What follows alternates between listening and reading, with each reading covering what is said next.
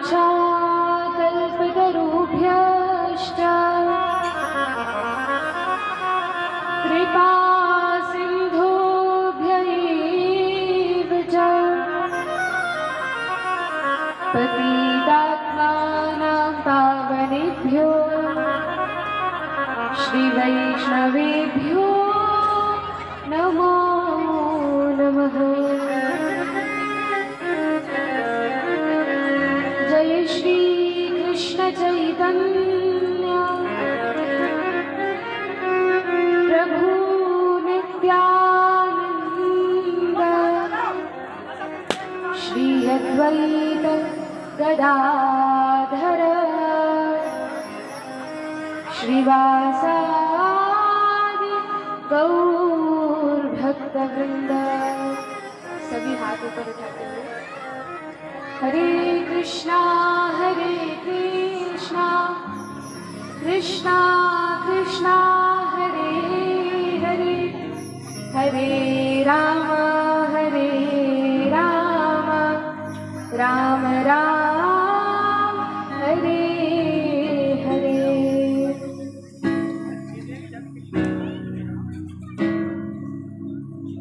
जय राधा माधव जय कुंज बिहारी। जय राधा माधव जय कुंज बिहारी। जय राधा माधव जय कुंज बिहारी।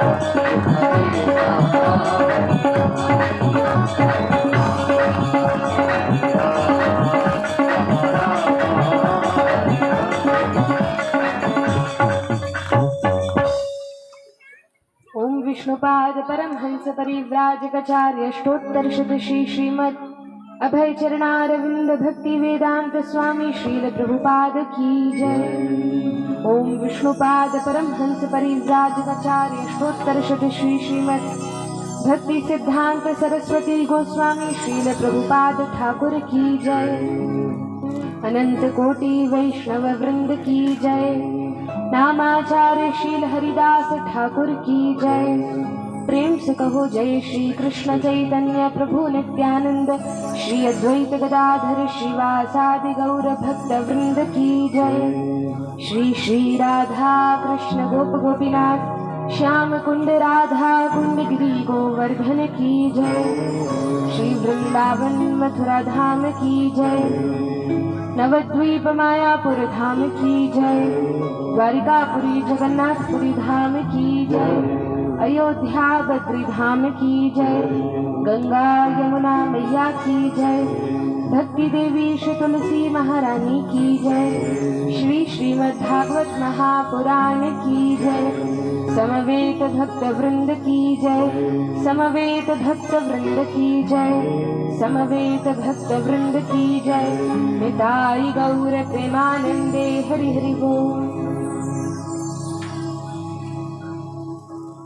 अनंत कोटि ब्रह्मांड नायक सर्वेश्वर परात्पर पर ब्रह्म असंख्य दिव्यानंद गुणगणनिलय निखिल हेय प्रत्यनीक भक्तवांछा कल्पतरु भक्तवत्सल शरणागत वत्सल श्री राधा गोविंद की कृपा से हम सभी को श्रीमद् भागवत कथा का आस्वादन करने का अवसर प्राप्त हुआ है। आज कथा का चतुर्थ दिवस है और भगवान श्री बालकृष्ण प्रभु का जन्मोत्सव भी बड़े धूमधाम से मनाया जाएगा। कल सभी ने श्री वामन देव की सुंदर झांकी के दर्शन किए। वर्णन है कल कपिल देव भगवान का प्राकट्य उत्सव था। वर्णन है मनु और शत्रुपा की 3 पुत्रियां 2 पुत्र थे। 3 पुत्रियां आकुति, प्रसूति और देवहूति, जिनमें से देवहूति का विवाह कर्दम ऋषि से किया गया और कर्दम ऋषि देवहूति के यहाँ कपिल देव भगवान का अवतरण होता है। लेकिन जो 2 पुत्र हैं जिनका नाम उत्तानपाद और प्रियव्रत है, इनमें से पहले है उत्तानपाद और उत्तानपाद के वंश का वर्णन है। उत्तानपाद महाराज की 2 पत्नियां थीं। पहली पत्नी का नाम था सुनीति और दूसरी पत्नी का नाम था सुरुचि। सुनीति के पुत्र का नाम ध्रुव और सुरुचि के पुत्र का नाम उत्तम। सुनीति हमेशा नीति के अनुसार चलती थी, शास्त्रों के अनुसार, वेदों के अनुसार अपना जीवन यापन करती थी। लेकिन सुरुचि केवल अपनी रुचि के अनुसार, अपने मन के अनुसार अपना जीवन यापन करती थी। सुनीति के पुत्र ध्रुव एक दिन अपने पिता के पास गए। उनके पिता उनकी विमाता, उनकी जो सौतेली माता है, सुरुचि के कक्ष में बैठे हुए थे और अपने आसन पर बैठे थे। इतने में सुरुचि का पुत्र उत्तम आकर उनकी गोद में विराजमान हो जाता है। जब उत्तम गोद में बैठता है तो ध्रुव महाराज को लगता है ये उत्तम मेरा छोटा भाई है, ये पिता की गोद में बैठा है, मुझे भी पिता की गोद में बैठना चाहिए। लेकिन ध्रुव महाराज जैसे ही अपने पिता की गोद में चढ़ने लगते हैं, उनकी सौतेली माता सुरुचि कहती है कि हे ध्रुव, तुम अपने पिता की गोद में नहीं बैठ सकते, उन्हें बैठने नहीं देती। ध्रुव महाराज को ये बात अच्छी नहीं लगती। छोटे से बालक हैं 4-5 वर्ष के और सौतेली माता ने कह दिया कि अपने पिता की गोद में नहीं बैठ सकते। कहा माता, पिता तो ये उत्तम के भी हैं और मेरे भी पिता हैं, लेकिन उत्तम बैठ सकता है, मैं नहीं बैठ सकता, ऐसा क्यों है? सुरुचि ने कहा तुम इसलिए नहीं बैठ सकते क्योंकि तुमने मेरे गर्भ से जन्म नहीं लिया। यदि तुम मेरे गर्भ से जन्म लोगे तब अपने पिता की गोद में बैठ सकते हो। ध्रुव जी जाकर ये बात अपनी माता को बताते हैं, सुनीति को बताते हैं। और सुनीति ने जैसे ही ये बात सुनी, उन्हें क्रोध नहीं आया। ये नहीं कहा कि जाकर बैठो अपने पिता की गोद में, या मैं देखती हूँ कैसे तुम्हारी भी माता ने ऐसा कह दिया। वे लड़ती नहीं है, झगड़ती नहीं है, क्रोधित भी नहीं होती। सुनीति कहती है कि हे पुत्र, बड़ी सुंदर बात है। सुनीति कहती है कि हे पुत्र, इस संसार में बहुत सारे दुख और कष्ट हैं। सभी लोग दुखी हैं, किसी ना किसी व्यक्ति से कोई ना कोई दुखी रहता है। लेकिन तुम चिंता मत करो, मैंने ऐसा सुना है कि जो भगवान विष्णु की शरण में जाते हैं उनके जीवन में कष्ट नहीं होते, वे कष्टों को पार कर जाते हैं।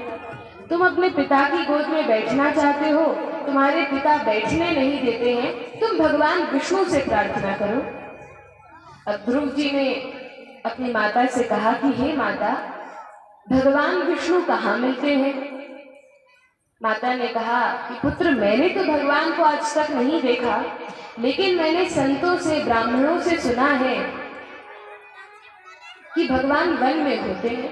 तभी तो सारे ऋषि मुनि वन में जाते हैं तपस्या करने के लिए। तो हो सकता है कि भगवान वन में होते हैं। ध्रुव जी ने कहा ठीक है, तो फिर मैं अभी वन जाता हूँ, भगवान को ढूंढूंगा, भगवान से मिलूंगा और तब आपके पास वापस आऊंगा। लेकिन सुनीति ने कहा पुत्र, अभी तुम बहुत छोटे हो, अभी तो तपस्या भी नहीं कर पाओगे। वन में बहुत सारे जानवर हैं, पशु हैं, बहुत संकट है, अभी वन में मत जाओ, जब थोड़े बड़े हो जाओगे तब तपस्या करने जाना। लेकिन ध्रुव जी तो ठान चुके थे, मुझे भगवान के दर्शन करने हैं। अब जब ध्रुव जी ने इस प्रकार से दृढ़ निश्चय कर लिया, रात्रि के समय जब माता शयन के लिए चली जाती हैं, ध्रुव जी बिना किसी को बताए महल से निकल जाते हैं, तपस्या करने के लिए वन की ओर जाने लगे। लेकिन जब वन की ओर जाते हैं, रास्ते में नारद जी मिलते हैं। नारद जी मार्ग में मिले। नारद जी कहते हैं कि बेटा ध्रुव, तुम अभी बहुत छोटे हो, तुम्हें अपने पिता की गोद में ही बैठना है। पिता की गोद क्या, मैं तो तुम्हें पिता का सिंहासन प्राप्त करा सकता हूँ। तुम्हें वन में तपस्या करने की आवश्यकता नहीं है, चलो मैं तुम्हारे साथ चलता हूँ। ध्रुव जी ने कहा अब चाहे सिंहासन मिले या ना मिले, अब चाहे पिताजी की गद्दी मिले, पिताजी की गोद मिले या ना मिले, मैंने निश्चय कर लिया कि भगवान विष्णु को देखूंगा, उनके दर्शन करूंगा, उनसे बात करूंगा, अब मैं भगवान से मिलकर ही रहूंगा। नारद जी समझ गए कि ये बालक क्षत्रिय है, दृढ़ प्रतिज्ञ है, अब इसने निश्चय किया है तो भगवान को देखकर ही मानेगा।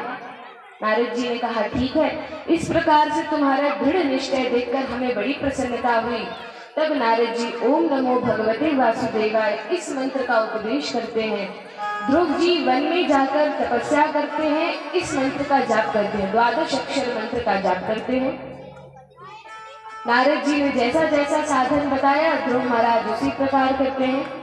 नारद जी ने कहा तपस्या करने के लिए अन्न को त्यागना पड़ता है, तुम अन्न का त्याग कर दो। कहा ठीक है, अन्न का त्याग कर दिया, केवल कुछ कंद मूल, वन के फल फलाहार और पानी लेकर ही 2 महीने तपस्या की।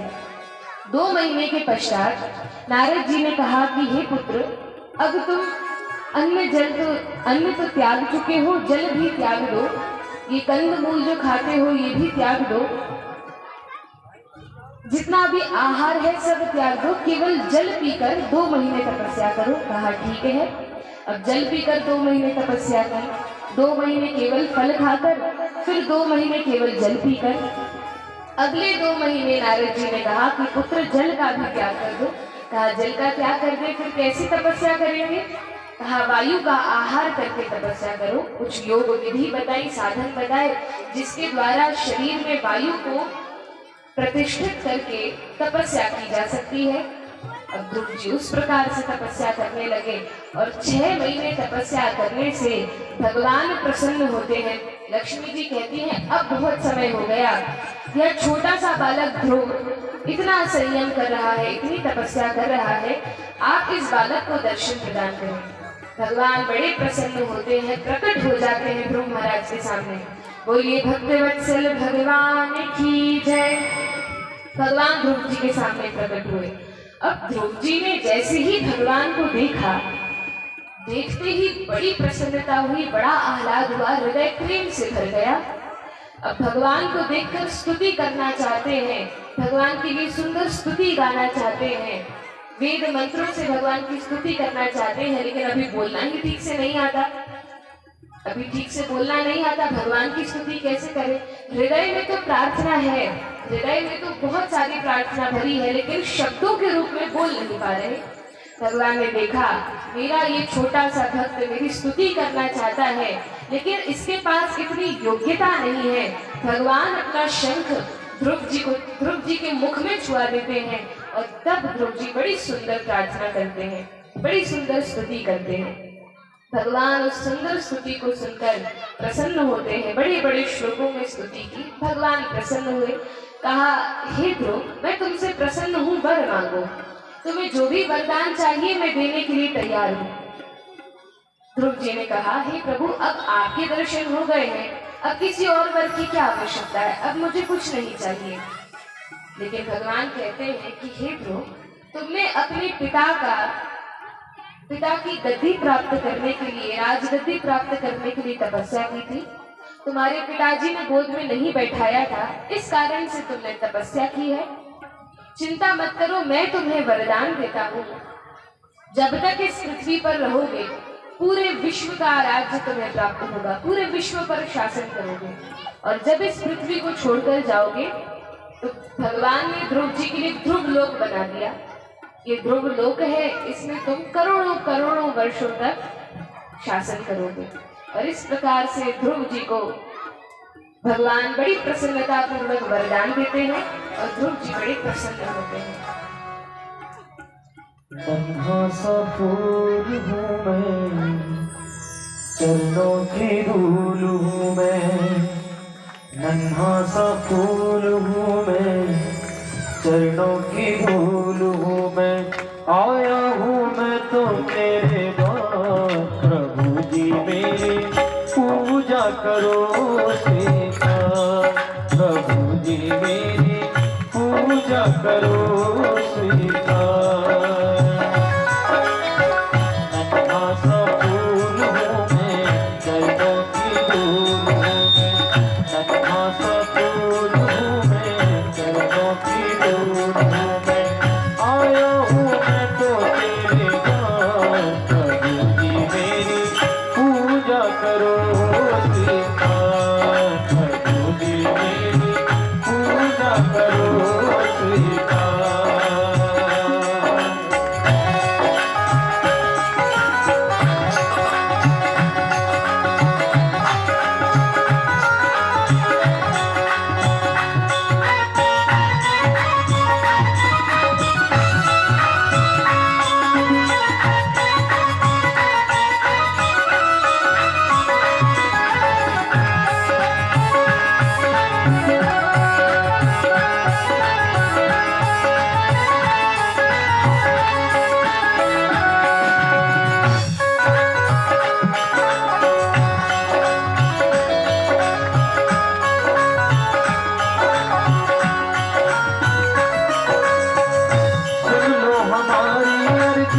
मुझको कुछ ज्ञान दो, जीवन को जीना सीखूं ऐसा वरदान दो, जीवन को जीना सीखूं ऐसा वरदान दो।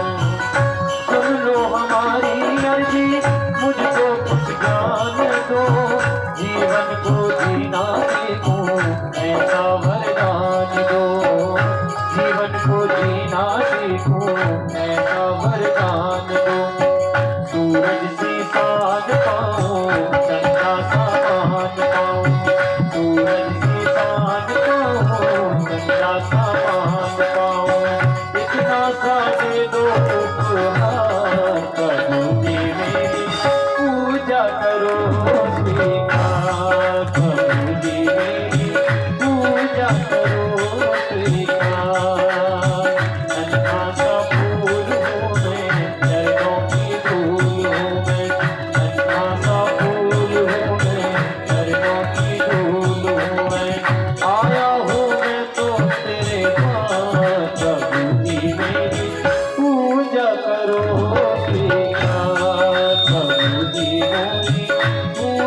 करो स्वीकार।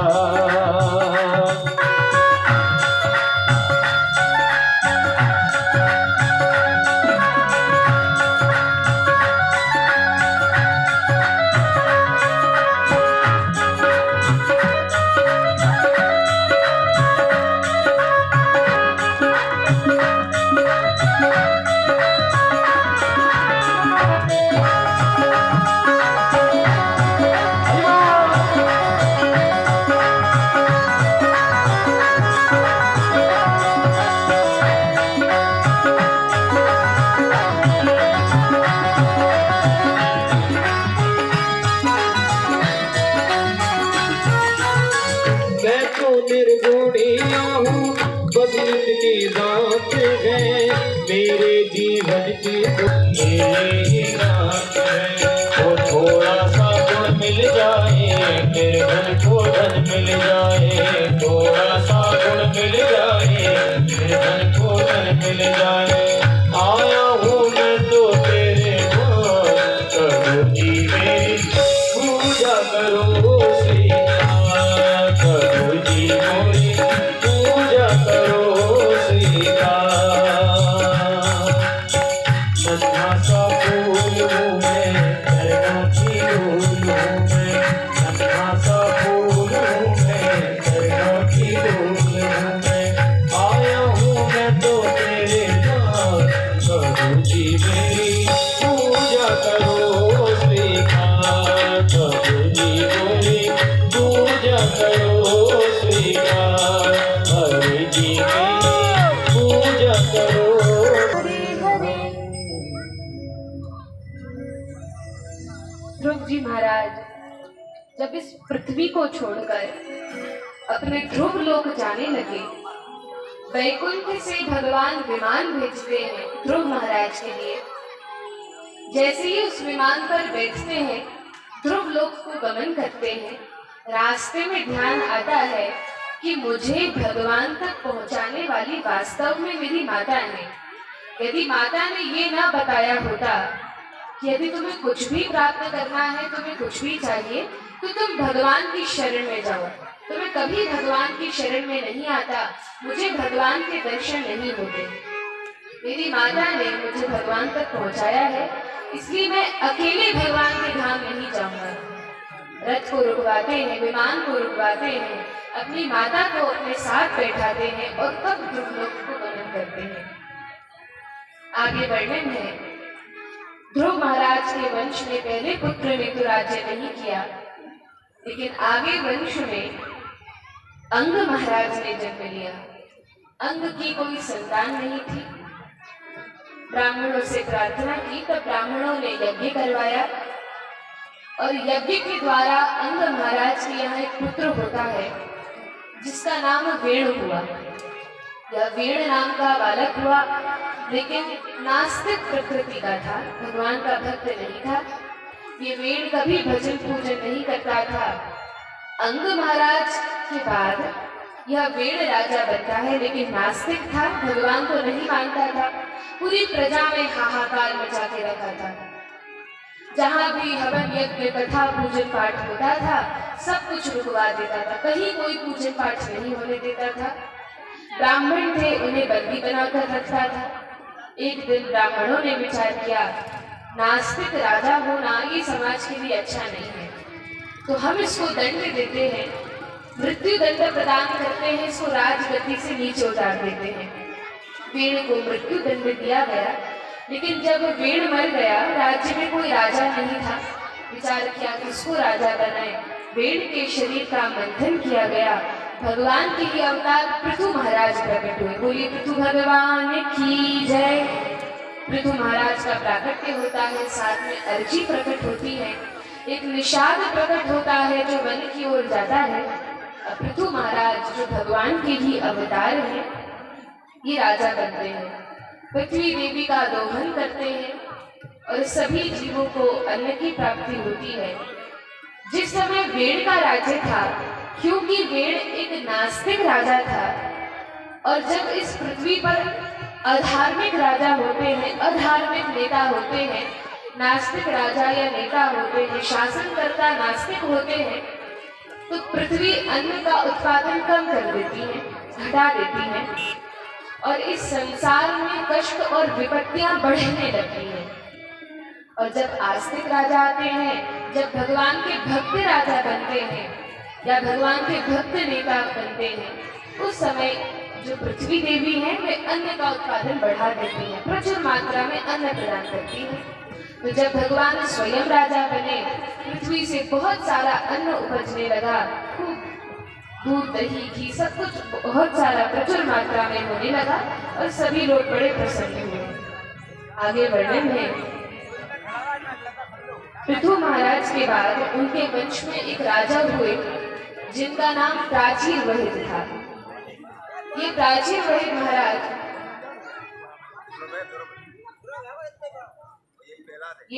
वहिद महाराज पूजन पाठ तो बहुत करते थे, लेकिन हृदय में भक्ति और श्रद्धा नहीं थी। श्रद्धा थी केवल कर्म कांड के प्रति। किसी ब्राह्मण ने बता दिया इस प्रकार से यज्ञ करो, ये पूजन करो, ये कर्म कांड करो, तो बस उसी को करने में लग जाते। एक बार किसी ने बताया कि अश्वमेध यज्ञ, गोमेध यज्ञ इत्यादि यज्ञ करने चाहिए, लेकिन ये यज्ञ कलयुग के लिए तो वर्जित है। कलयुग में ऐसे यज्ञ करना वर्जित है जिसमें किसी पशु की बलि दी जाए, ऐसे यज्ञ वर्जित है। लेकिन ये प्राचीन वहिद महाराज बड़े बड़े यज्ञ करते थे जिनमें पशुओं की बलि देते थे। अब जब पशुओं की बलि देते थे, एक दिन नारद जी उनके महल में प्रकट होते हैं और कहते हैं, हे प्राचीन वहिद महाराज, आप इतने बड़े बड़े यज्ञ करते हैं लेकिन उन यज्ञों में पशुओं की बलि देते हैं।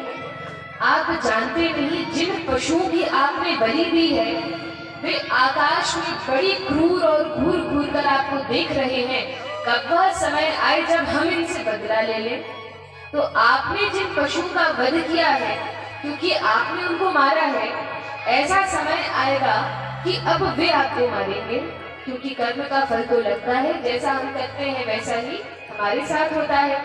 तो आपने जिन जिन पशुओं का वध किया है, अब वे पशु आपसे बदला लेंगे। प्राचीन वहिद महाराज बहुत डर गए, बड़ा भय लगा, हमें तो ये बात पता नहीं थी। ब्राह्मणों ने कहा ये यज्ञ होते हैं, तो हमने करना प्रारंभ कर दिए। तब नारद जी भक्ति का उपदेश करते हैं, यह एक मनुष्य जीवन मिला है, इसको केवल कर्म कांड तक सीमित रहकर नहीं बिता देना चाहिए।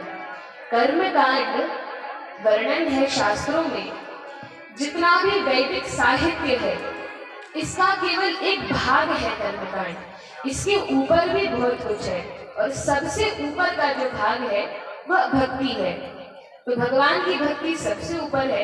कर्मकांड का अर्थ यह है कि हमने देवी देवताओं से कुछ प्रार्थना की कि हमें ये चाहिए, हमें इस वस्तु की कमी है, धन नहीं है, ये नहीं है, वो नहीं है, हम प्रार्थना करते हैं और देवी देवता हमें वह वस्तु प्रदान करते हैं। लेकिन भक्ति का अर्थ है निस्वार्थ भाव से केवल भगवान से प्रेम करना, और जब भगवान से प्रेम करते हैं तो भगवान हमसे प्रेम करते हैं और फिर हमें अपने धाम बुला लेते हैं। जब नारद जी उपदेश देते हैं तो बड़ा सुंदर उपाख्यान सुनाते हैं, जिसको पुरंजनोपाख्यान कहा जाता है। बड़ा सुंदर है लेकिन बड़ा है। आज हमें कृष्ण जन्म की ओर जाना है, इसलिए इस पुरंजन उपाख्यान को एक छोटी कथा के माध्यम से समझेंगे। यह कथा भागवत में तो नहीं है, लेकिन बड़ी सुंदर और शिक्षा प्रदान करने वाली कथा है। बड़े ध्यान से श्रवण करें। एक बार एक राजा था जो बड़ा ही सुंदर था, बड़ा ऐश्वर्यवान था, धन धान्य की कोई कमी नहीं थी, बहुत बड़ी राज्य सीमा थी, बहुत सारी सुंदर रानियां थी, सुंदर बालक बालिकाएं, सभी कुछ था। राजा के राज्य में मंत्री थे, सभी राजा की बात मानते थे, सारी प्रजा राजा से संतुष्ट और प्रसन्न और सुखी रहती थी। राजा के यहाँ कोई कमी नहीं थी, सभी लोग राजा को बहुत चाहते थे, बहुत ही अच्छा राजा था। लेकिन एक दिन एक साधु थे जो उन राजा के घर में नित्य आया करते थे, रोज आते थे, प्रतिदिन आते थे। अब ये साधु रोज राजा के पास आए। राजा कहता कि आप आइए, बड़े भव्य स्वागत करता। उनके पैर धुलाता, आसन देता, चंदन तिलक करता, रोज भोजन परसता, स्वयं अपने हाथ से। इतना बड़ा राजा था, फिर भी साधु का सम्मान करता। साधु बड़े प्रसन्न होते, लेकिन जैसे ही साधु प्रवचन सुनाना प्रारंभ करते, राजा को ये बात बिल्कुल अच्छी नहीं लगती। बड़ा ऐश्वर्यवान राजा था, लेकिन भगवान के विषय में, शास्त्रों के विषय में ये बातें राजा सुनना पसंद नहीं करता था। जब वे साधु बताते थे एक दिन मृत्यु आएगी, तब क्या करोगे, इतना सारा धन इकट्ठा किया है, क्या इसको साथ लेकर जाओगे, ये सारी बातें राजा के समझ में नहीं आती थी। एक दिन साधु ने कहा कि हे राजन, आप इतने महान हैं, इतने गुणवान हैं, चरित्रवान हैं, आपके पास किसी भी वस्तु की कोई भी कमी नहीं है, पूर्ण रूप से प्रसन्न है। लेकिन एक बात बताइए, माताओं से विनम्र निवेदन है, केवल 4 दिन की कथा और शेष है, ध्यान पूर्वक श्रवण करें, कोई भी बातें न करें। अब यदि मैंने किसी को देखा, कोई माता किसी से बात कर रही है, तो उन्हें यहाँ पर आके एक भजन गाकर सुनाना पड़ेगा। अब ध्यान रखें, उस राजा के राज्य में साधु आया करते थे और साधु समझाते थे कि हे राजन, जब मृत्यु का समय आएगा तब तुम ये सारी चीज अपने साथ नहीं ले जा सकोगे। इतना धन तुमने इकट्ठा किया है, इतनी सारी रानियां हैं, बच्चे हैं, लेकिन मृत्यु के समय कोई तुम्हारे काम नहीं आएगा। भगवान का भजन करो, अंत समय यही काम आएगा। लेकिन राजा इस बात को समझने को ही तैयार नहीं, ये बात नहीं सुनना चाहता था। एक दिन साधु ने पूछा कि हे राजन, यदि आपके ऊपर कोई बहुत बड़ा संकट आ गया, या आप कभी बहुत चिंता से ग्रसित हो गए, या आपके जीवन में बहुत दुख आएंगे, तब आप क्या करोगे? उस समय तो भगवान को याद करना पड़ेगा। जब मनुष्य दुख में, चिंता में, कष्ट में रहता है, तब भगवान का भजन करता है उस कष्ट से उबरने के लिए। तो आपके जीवन में जब दुख कष्ट आएंगे, उस समय आप क्या करेंगे? केवल इस प्रश्न का उत्तर दे दे, फिर मैं आपसे कुछ नहीं कहूंगा। राजा ने कहा, मेरे पास कोई कष्ट आएगा, कोई विपत्ति आएगी, तो मैंने इतना सारा धन इकट्ठा किया है, ये धन मेरे काम आएगा। मेरे इतने सारे मंत्री हैं, इतने सारे लोग मेरे पीछे चलते हैं, ये लोग मेरे काम आएंगे, मेरी प्रजा मेरे काम आएगी, मेरे सेवक मेरे काम आएंगे। जब भी मुझ पर कोई विपत्ति पड़ेगी तो ये सब लोग मेरी सहायता करेंगे। लेकिन साधु इन उत्तरों से कभी संतुष्ट नहीं होते थे। वे मानने को तैयार नहीं थे कि ये सारी चीजें काम आ सकती है। एक दिन राजा ने साधु से निवेदन किया कि हे महात्मा, आप तो बहुत अच्छे हैं, लेकिन आपकी बातें न तो मुझे समझ में आती हैं और ना मुझे अच्छी लगती हैं। मुझे तो अपना घर परिवार, गाड़ी घोड़ा, रानी, बच्चे, जितना धन है, इनसे प्रेम है, मैं इनको नहीं छोड़ सकता। आप तो बड़ी बड़ी बातें करते हैं आत्मा परमात्मा की, इन बातों को मैं नहीं समझ सकता। साधु ने कहा, ठीक है, हमारी एक शर्त है, यदि उस शर्त को तुम मान लो तो आज के बाद मैं वचन देता हूँ, कभी तुम्हारे पास नहीं आऊंगा और कभी तुम्हें अपनी बातों से बोर नहीं करूंगा, कभी तुम्हें इस प्रकार से प्रवचन नहीं दूंगा। राजा ने कहा, जो भी शर्त होगी मैं स्वीकार करूंगा, लेकिन मैं आपके प्रवचन नहीं सुन सकता। साधु ने कहा, ठीक है, शर्त यह है, यदि आप किसी मूर्ख व्यक्ति को ढूंढकर अपने राज्य का मुख्यमंत्री बना ले और उसको अपने ही साथ रखें हर समय, तो मैं ये वचन देता हूँ, कभी आपके पास वापस लौट कर नहीं आऊंगा। राजा ने कहा, बहुत अच्छी बात है, हमारे राज्य में बहुत सारे मूर्ख व्यक्ति हैं, ये तो सरल है, आसान है, किसी भी मूर्ख को उठाकर लाएंगे, मुख्यमंत्री बना देंगे, उसको मुकुटमाला पहना देंगे, उसका अभिषेक कर देंगे और मंत्री बना देंगे। ठीक है, ये काम सरल है। लेकिन साधु ने कहा, ऐसे ही किसी मूर्ख को नहीं लाना। अच्छा, फिर कैसे मूर्ख को लाना है? ऐसा मूर्ख जो आपके राज्य का सबसे अधिक मूर्ख व्यक्ति हो, सबसे अधिक मूढ़ हो, ऐसे व्यक्ति को लाकर मुख्यमंत्री बनाना है और हमेशा उसको अपने साथ रखना है। कहा, ये भी ठीक है, आपके प्रवचन सुनने से तो अच्छा ही है, ठीक है, ये काम हम कर लेंगे। राजा मान गया, साधु तो चले गए। अब राजा ने अपने सैनिकों को भेजा कि जाओ और पूरे राज्य में सबसे अधिक मूर्ख, सबसे अधिक बुद्धिहीन जो व्यक्ति हो उसको पकड़ कर ले आओ। सैनिकों ने कहा ठीक है। बहुत सारे मूर्ख मिले, लेकिन जब ये सैनिक, 2-4 सैनिक जा रहे थे ढूंढने, इन्होंने देखा कि एक व्यक्ति है और वह व्यक्ति पेड़ की एक डाल पर बैठा है, डाल के एकदम कोने पे बैठा है, और जिस डाल पर वह व्यक्ति बैठा है उसके हाथ में कुल्हाड़ी है। जिस डाल पर बैठा है उसी डाल को काट रहा है, बड़ी निष्ठापूर्वक, बड़े प्रेम से उस डाल को काटने में लगा है। सैनिकों ने एक दूसरे से कहा, अरे कैसा मूर्ख व्यक्ति है, जिस डाल पर बैठा है उसी को काट रहा है, इसको पता नहीं जैसे ही डाल टूटेगी या नीचे गिर जाएगा, इतने ऊपर टंगा हुआ है। अब एक सैनिक भागकर जाता है, चिल्लाता है, अरे वो मूर्ख, इस डाल से उतर जाओ नहीं तो गिर जाओगे। उस व्यक्ति ने कहा, तुम अपना काम करो, मुझे पता है मुझे क्या करना है, मुझे ज्यादा अकल बताने की आवश्यकता नहीं है। सैनिक ने कहा, कैसा मूर्ख व्यक्ति है, एक तो हम इसको चेता रहे हैं, ऊपर से कहता है अपना काम करो। सैनिकों ने कहा ठीक है, खड़े होकर देखने लगे। जब गिरेगा तब ताली बजाएंगे। और सारे सैनिक नीचे खड़े हैं, बड़ी निष्ठापूर्वक डाल को काट रहा है, डाल टूट जाती है, नीचे धड़ाम से गिरता है। अब जैसे ही धड़ाम से आवाज होती है नीचे गिर जाता है। सैनिकों ने कहा, देखो हमने कहा था तुम गिर जाओगे। अब वो व्यक्ति चरणों में आकर गिर गया, सैनिकों के चरणों में आकर गिर गया और कहने लगा, क्या आप कोई ज्योतिषी हैं? सैनिक हंसने लगे, कहा क्यों, हम तो ज्योतिषी नहीं है। नहीं, लेकिन आपने बताया ये डाल टूटेगी और मैं नीचे गिर जाऊंगा, ये बात तो मुझे पता नहीं थी, ऐसी भविष्यवाणी आपने की। सैनिकों ने कहा, एक दूसरे को इशारे में ही समझा लिया, यही वह मूर्ख व्यक्ति है जिसको हम ढूंढ रहे थे, इससे अधिक मूर्ख और कहीं नहीं मिलेगा। अब उस व्यक्ति को पकड़ कर लाते हैं, उससे कहते हैं, चलो राजा जी का बुलावा आया है, उन्होंने तुम्हें बुलाया है। कहता है, लेकिन मैंने तो कोई अपराध नहीं किया, क्या मैंने पेड़ की डाल काट दी, इसलिए आप मुझे जेल में बंद करने के लिए ले जा रहे हैं? कहा, नहीं नहीं, राजा तुमसे बड़े प्रसन्न हैं, हमें भेजा है तुम्हें लाने के लिए, तुम्हें मुख्यमंत्री बनाएंगे। कहा, अच्छी बात है, यदि मुझे पहले पता होता कि एक डाल काटने से और गिर जाने से मुख्यमंत्री बनते हैं तो ये काम मैं कितने पहले कर चुका होता। मैं तो बड़ी गरीबी में रह रहा था। क्या कोई बात नहीं, अब चलो। बड़ी प्रसन्नता पूर्वक जाता है और जैसे ही राजा के सामने पहुंचा, राजा ने कहा, इस व्यक्ति को क्यों पकड़ के लाए हो, इसने क्या किया?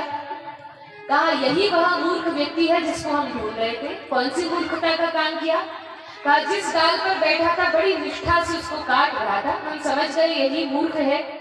राजा हंसने लगा, बड़ी जोर से हंसता है, कहता है, ठीक है, इसको मुख्यमंत्री बनाते हैं।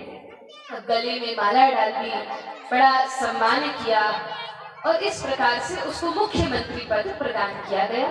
अब राजा के बगल में ही उसकी गद्दी लगा दी गई। अब ऐसी बातें करता था, मूर्खतापूर्ण बातें करता था। राजा और जितने भी अलग अलग मंत्री उस सभा में बैठते थे, सभी बड़े हंसते थे, हंसी का पात्र बन गया। बातें करता था राजा को हंसाने के लिए, लेकिन राजा उसकी बात पर नहीं हंसते थे, उस पर हंसते थे। वैसी बातें करता था तो राजा को बड़ा आनंद आता था। एक दिन काल के प्रभाव से वह राजा बहुत बुरा हो गया, अपने बिस्तर पर लेटा हुआ था, लंबी लंबी सांसें ले रहा था। राजा के पास सब कुछ था, जीवन भर बहुत नाम, ऐश्वर्य, धन सब कुछ कमाया। अब जब वह राजा अपने बिस्तर पर लेटा हुआ था, ऐसा लग रहा था अब मृत्यु आने वाली है। 80 वर्ष की उम्र हो गई है, अब लगता है मृत्यु आ जाएगी। अपनी सब रानियों को बुला लेता है, सारी रानियां आकर पास में खड़ी हैं, बच्चे आकर पास में खड़े हैं, जितने मंत्री हैं वे आकर खड़े हैं। अब राजा सबसे कहता है, मुझे लगता है मेरे जाने का समय आ गया है, अब मुझे संसार को छोड़कर जाना होगा। रानियों ने कहा कि हे राजन, इस प्रकार से क्यों कहते हैं? राजा ने कहा, नहीं नहीं, अब तो मैं बहुत बूढ़ा हो गया हूँ, अब मुझे जाना ही होगा। लगता है कुछ क्षणों के बाद मेरी मृत्यु हो जाएगी। रानियां सब रो रही हैं, बच्चे बड़े दुखी हैं, मंत्री सारे दुखी हैं। राजा ने कहा, जितने भी लोग मुझे जानते पहचानते हैं वे सभी लोग यहाँ पर हैं, कोई छूटा तो नहीं है। रानी ने चारों ओर देखा, कहा, आपका वो जो नया वाला मंत्री है, जो मुख्यमंत्री है, वो यहाँ पर नहीं है, बाकी सब लोग हैं। राजा ने कहा, हमारा प्रिय मंत्री है, उसको भी बुला लो। अब जब मंत्री को बुलाया, मुख्यमंत्री आकर कहता है, हे महाराज, आप बड़े सुंदर लग रहे हैं, आपकी क्या शोभा हो रही है। सभी रानियों से घिरे हुए खड़े हैं, आराम से अपने बिस्तर पर लेटे बड़े सुंदर लग रहे हैं और बहुत हंसते हुए बातें करता है। राजा कहता है, अरे मूर्ख, तू जानता नहीं मैं मृत्यु शैया पर लेटा हूँ, पता नहीं किस क्षण मृत्यु आ जाए। कहता है, अच्छा महाराज, आप कहीं जा रहे हैं? राजा ने कहा, मैं ऐसी जगह पर जा रहा हूँ जहाँ से कभी वापस नहीं आ पाऊंगा, मैं बहुत लंबे मार्ग पर जा रहा हूँ। अच्छा राजन, तो मैं आपके साथ चलूं? राजा ने कहा, अरे मूर्ख, वहां पे मुझे अकेले ही जाना होगा, मैं तुझको भी अपने साथ नहीं ले जा सकता। तो मूर्ख कहने लगा, अच्छा मैं समझ गया, आप इसलिए मुझको नहीं ले जा सकते क्योंकि आप अपनी रानियों के साथ जा रहे हैं और इसलिए आप अकेले जाना चाहते हैं, मुझे साथ में नहीं ले जाएंगे। राजा ने कहा, अरे नहीं नहीं, मैं अपनी रानियों के साथ भी नहीं जा रहा हूँ, ऐसे स्थान पर जा रहा हूँ जहाँ मैं किसी को भी साथ नहीं ले जा सकता। उस मूर्ख ने कहा, ये बात तो मुझे पक्की पता है कि आपने बोरियों में बहुत सारा धन तो भर ही लिया होगा, अब आप इतनी दूर जा रहे हैं, कितने सारे धन की आवश्यकता होगी। राजा ने कहा, मैं धन भी नहीं ले जा सकता। अच्छा, तो कुछ खाने की सामग्री तो रखी ली होगी, आपको खाने का बहुत शौक है।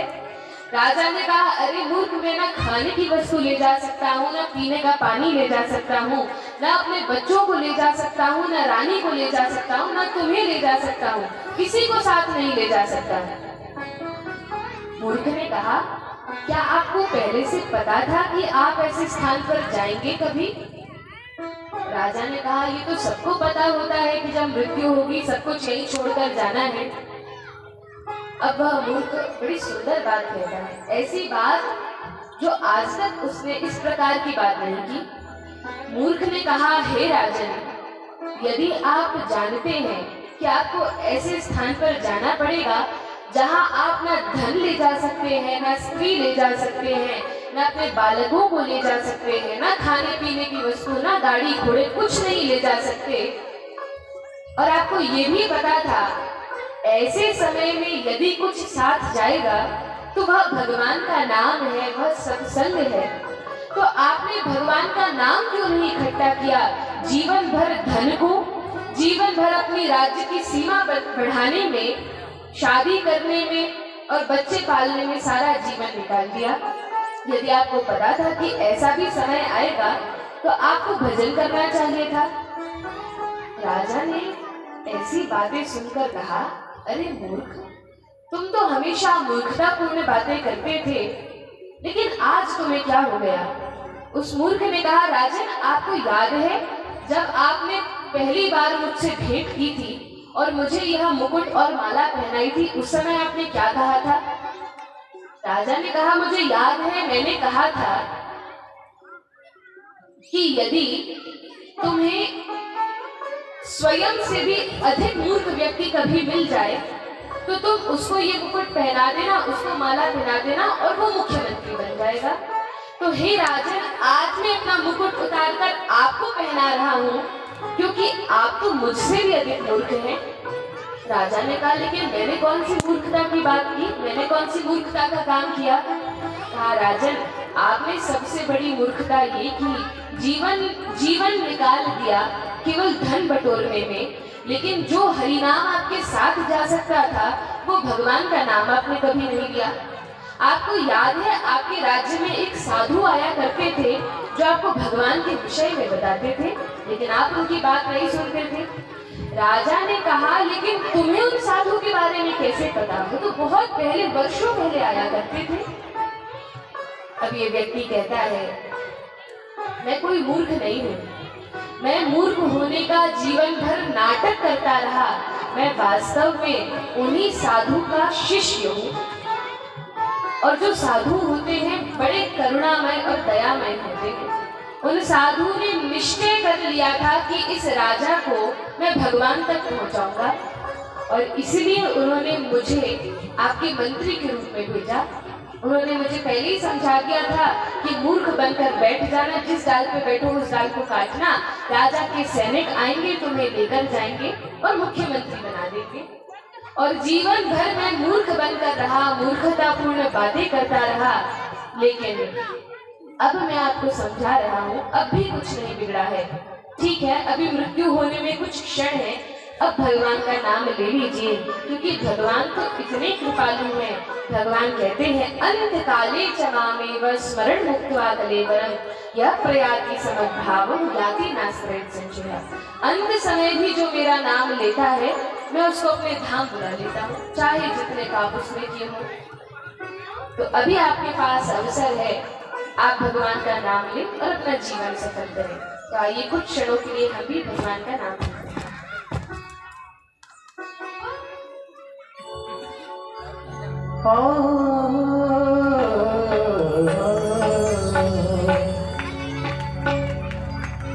आते जाते उन्हें गुनगुनाया करो, आते जाते उन्हें गुनगुनाया करो, वो राम बोला करो, राम गाया करो, वो राम बोला करो, राम गाया करो, आते जाते हुए गुनगुनाया करो, आते जाते हुए गुनगुनाया करो, राम बोला करो, राम गाया करो, ओ राम बोला करो, राम गाया करो, आते जाते हुए गुनगुनाया करो, आते जाते हुए गुनगुनाया करो, राम बोला करो, राम गाया करो, ओ राम बोला करो, राम गाया करो।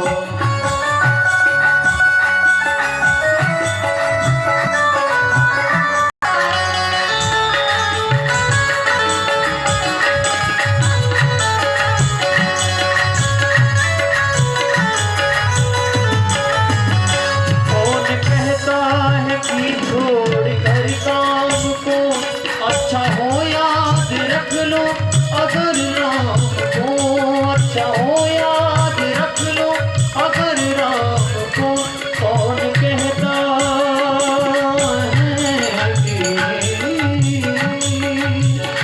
कौन कहता है कि छोड़ कर काम को अच्छा हो याद रख लो, अगर राम को अच्छा हो याद रख लो, अगर राम को अच्छा हो याद रख लो, अगर राम को थोड़ा उनसे भी रिश्ता निभाया करो, थोड़ा उनसे भी रिश्ता निभाया करो, वो सुख दुख में उन्हें ना भुलाया करो, सुख दुख में उन्हें ना भुलाया करो, ओ राम बोला करो, राम गाया करो, ओ राम बोला करो, राम गाया करो, राम बोला करो, राम गाया करो, राम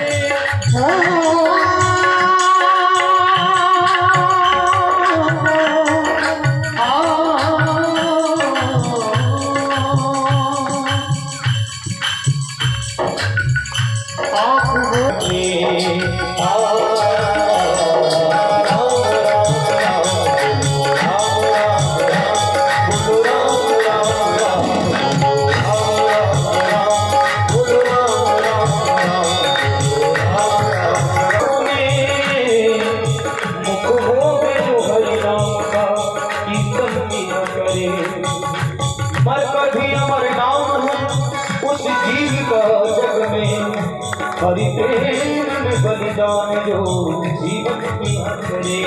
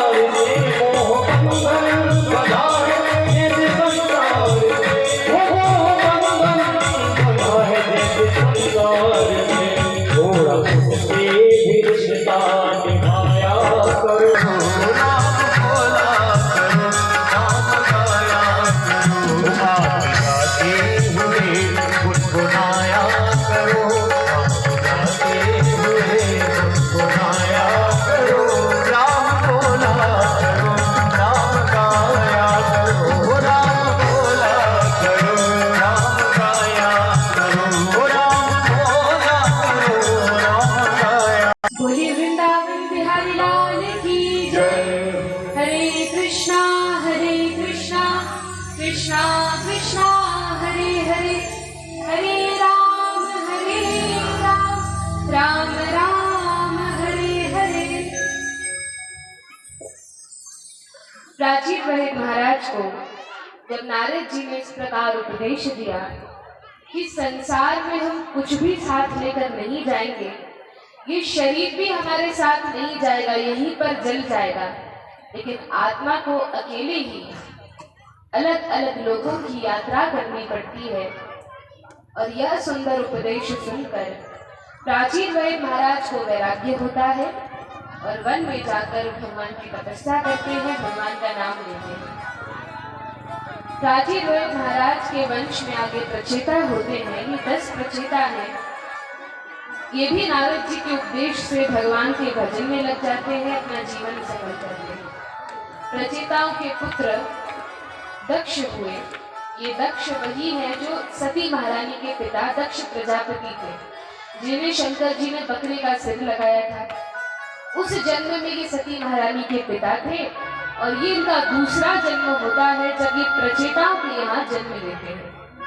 प्रचेताओं के यहाँ दक्ष के ही नाम से इनका जन्म हुआ। नारद जी ने प्रचेताओं को एक बड़ा सुंदर उपदेश दिया है। नारद जी प्रचेताओं को समझाते हैं कि हे प्रचेताओं, तुम्हें अलग अलग देवी देवताओं के पास जाकर सभी देवी देवताओं को प्रसन्न करने की इच्छा से सबकी पूजा या सबकी सेवा करने की आवश्यकता नहीं है। नारद जी ने प्रचेताओं से कहा, यदि केवल भगवान श्री कृष्ण की भक्ति की जाए, यदि केवल भगवान कृष्ण की पूजा की जाए, तो सभी देवी देवताओं की पूजा अपने आप हो जाती है। ये सुंदर उपदेश नारद जी प्रचेताओं को देते हैं कि यदि हम भगवान की सेवा करें, भगवान की पूजा करें, तो सारे देवी देवता अपने आप संतुष्ट, अपने आप प्रसन्न हो जाते हैं। आगे 5वें स्कंद में स्वयंभू मनु के एक पुत्र उत्तानपाद के वंश का तो वर्णन है। पहले ध्रुव होते हैं, फिर ध्रुव के अंग होते हैं। आगे प्रियव्रत महाराज के वंश का वर्णन है। प्रियव्रत महाराज जो स्वयंभू मनु के दूसरे पुत्र हैं, पहले तो विवाह करने से मना कर देते हैं, लेकिन जब ब्रह्मा जी ने स्वयंभू मनु ने समझाया, उनकी बात मानकर विवाह करते हैं। इनके पुत्र का नाम अग्निधर था। प्रियव्रत महाराज तो भगवान के बहुत बड़े भक्त थे, बहुत भक्ति करते थे, बड़े प्रतापी राजा थे। और कहा जाता है जब प्रियव्रत महाराज अपने रथ को लेकर चले तो उनके रथ के दबाव से 7 समुद्र प्रकट हुए। प्रियव्रत महाराज के रथ से 7 समुद्रों का प्राकट्य होता है। बड़े प्रतापी महान राजा थे, पूरे विश्व के एक छत्र राजा थे। लेकिन इनके पुत्र अग्निधर में धन के प्रति बुद्धि अधिक थी, भगवान के प्रति आस्था और श्रद्धा कम थी। तो अग्निधर तो भगवान के भक्त नहीं थे, लेकिन अग्निधर के जो पुत्र थे, प्रियव्रत महाराज के पोते थे, जिनका नाम नाभि था, इन नाभि के हृदय में प्रियव्रत महाराज के समान भगवान की भक्ति थी। भगवान की भक्ति किया करते थे, बहुत भक्ति करते थे, साधन करते थे, संध्या आदि सब कुछ करते थे, ब्राह्मणों का बड़ा सम्मान करते थे। लेकिन इनके कोई पुत्र नहीं था, सब कुछ था लेकिन पुत्र नहीं था, संतान नहीं थी।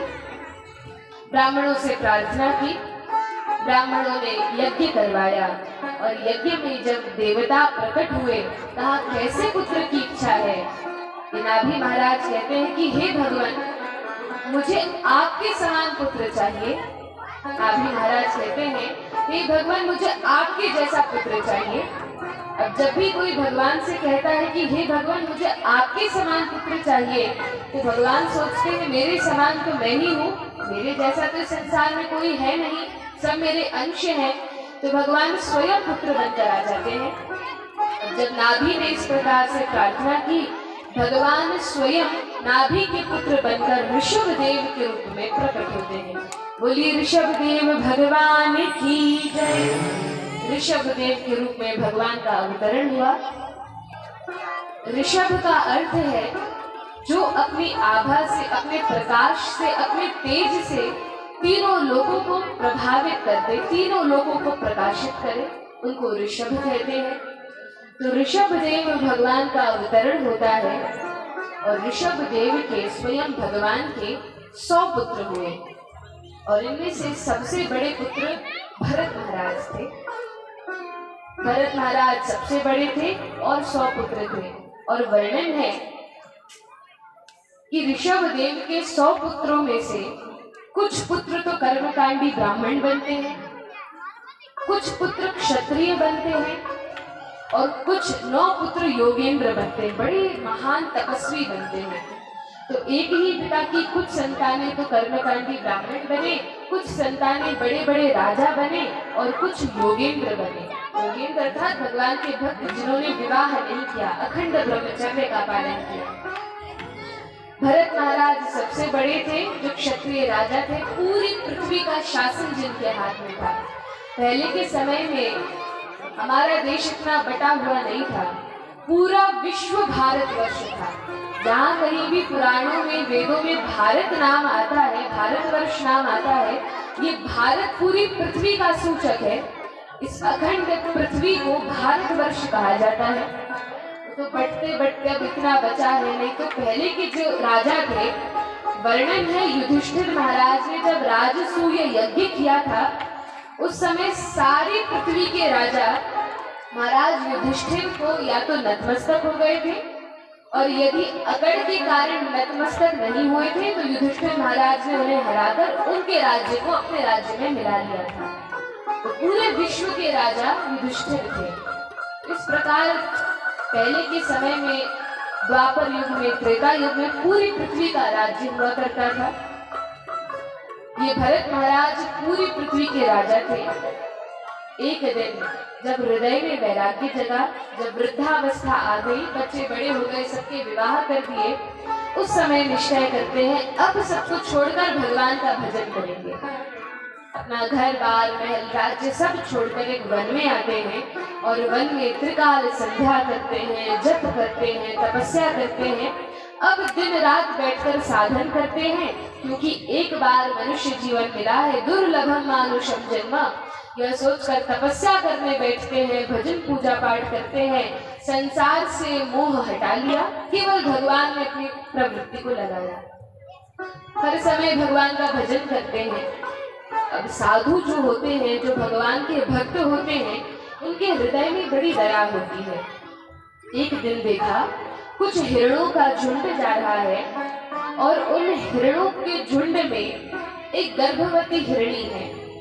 पीछे से शेर के दहाड़ने की आवाज आती है, सारे हिरण दौड़ने लगते हैं। शेर के भय के कारण, सिंह के भय के कारण सारे हिरण दौड़ते हैं और एक नदी बीच में रास्ते में पड़ती है तो उस नदी को कूद कूद कर दूसरी ओर जाते हैं। लेकिन उस झुंड में एक हिरणी थी जो गर्भवती थी।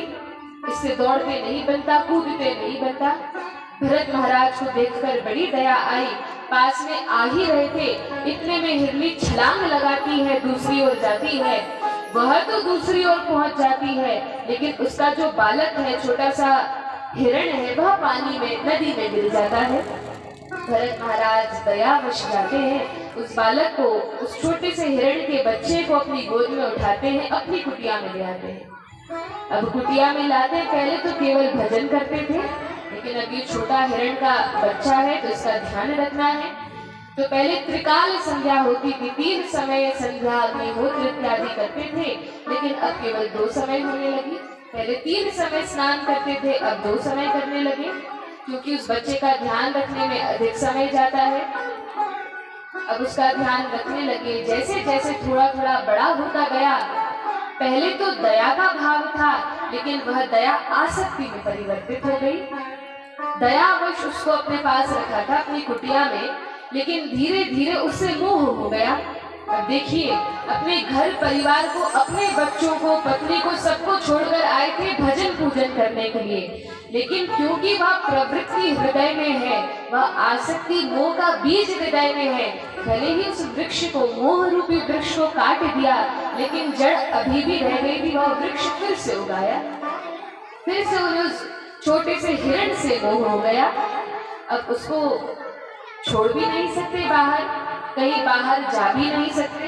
यदि हवन इत्यादि करना हो तो लकड़ी चुनने के लिए बाहर नहीं जाते, क्योंकि भय है इस हिरण के बच्चे को कहीं कोई शेर आके ना खा ले, कहीं कोई भालू आकर इसे ना मार दे। तो उसकी रक्षा में 2400 घंटे उसी के साथ रहते। एक दिन कहीं इधर उधर कुछ सामान लेने के लिए गए, इतने में वह छोटा सा हिरण का बच्चा जो थोड़ा बड़ा हो गया था, उसको कुछ हिरण दिखते हैं, बड़े बड़े हिरण दिखते हैं। अब अपने प्रजाति के लोग दिखे, उन्हीं के साथ हो गया और उनके साथ झुंड में कहीं चला गया। अब जैसे ही भरत महाराज वापस अपनी कुटिया में आए, देखा कि वह हिरण तो है ही नहीं, इससे बड़ा लगाव था, बड़ा प्रेम हो गया था। अब पागल से हो गए, हर स्थान पर उसको ढूंढने लगे, कहाँ गया कहाँ गया। पहाड़ी पर चढ़कर हर स्थान पर उसको देखते हैं और उसको ढूंढते ढूंढते एक पहाड़ पर चढ़कर ढूंढ रहे थे, पहाड़ी इलाके में ही रहते थे, गिर जाते हैं घाटी में और मृत्यु हो जाती है। इस प्रकार हिरण के विरह में हिरण को याद करते करते अपने शरीर का त्याग किया। तो जिस प्रकार भगवान गीता जी में कहते हैं, मृत्यु के समय जैसी चेतना होती है, अगला शरीर उसी के अनुसार मिलता है। अब क्योंकि हिरण को याद करते हुए अपना शरीर का त्याग किया, यम यम वापी स्मरण भावम त्यजत्यन्ते कलेवरम तम तमेवैति कौन्तेय सदा तद्भाव भावितः। जिस भाव में रहकर शरीर का त्याग करते हैं, अगला जन्म उसी शरीर में मिलता है। हिरण को याद करते मरे, अगले जन्म में स्वयं हिरण बन गए। अब सब कुछ छोड़कर भगवान की भक्ति करने के लिए आए थे, लेकिन वन में हिरण से मोह किया, अब हिरण बन गए, मोक्ष प्राप्त नहीं हुआ। लेकिन भगवान गीता जी में कहते हैं, नेहाभिक्रमनाशोस्ति प्रत्यवायो न विद्यते स्वल्प मत्यस्य धर्मस्य त्रायते महतो भयात्। यदि कोई व्यक्ति यदि थोड़ी भी भक्ति करता है, नाम जपता है, कुछ साधन करता है, गीता को पढ़ता है, भागवत पढ़ता है, रामायण पढ़ता है, थोड़ा बहुत भी यदि साधन करता है, वो साधन नष्ट नहीं होता, वो बड़े से बड़े संकट से उस व्यक्ति की रक्षा करता है। यदि एक अध्याय भी पढ़ा है, 1-2 माला का जप भी किया है, तो वो व्यर्थ नहीं जाएगा, वो हमारे काम अवश्य आएगा।